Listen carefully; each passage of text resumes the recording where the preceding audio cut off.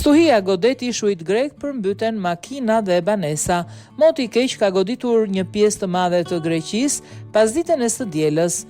Pas ditën e së hënës, duke shkaktuar dëme të konsiderueshme në ishujt e Kikladhes. Pika më e prekur është ishulli i Parosit, ku rreshjet e dendura kanë krijuar rrjedha të fuqishme ujë që kanë marrë me vete automjete dhe kanë shkaktuar rrëshqitje dheu.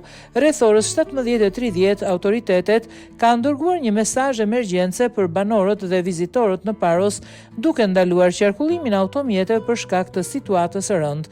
Ndalimi i lëvizjes me automjete në rrugët e Parosit për shkak të kushteve ekstreme të motit përjashtojnë vetëm mjetet e emergjencës, thuhej në njoftimin e 112-ës. Kryetari i Bashkisë së Parosit, Kostas Bizas, deklaroi se për 2 orë ka patur rreshje të pandërprera, duke shkaktuar shembje gurësh dhe fryrje të lumenjve.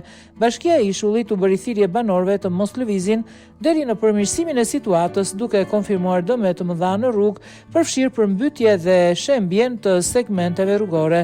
Moti i keq ka prekur edhe Mikonosin, ku një tjetër mesazh nga 112 u dërgua pak para orës 19 duke ndaluar qarkullimin e automjeteve.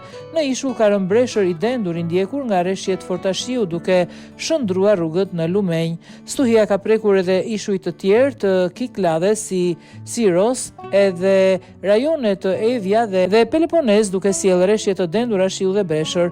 Autoritetet vazhdojnë punën për të menaxhuar situatën emergjente, ndërsa u kanë bërë thirrje qytetarëve të ndjekin udhëzimet për sigurinë e tyre.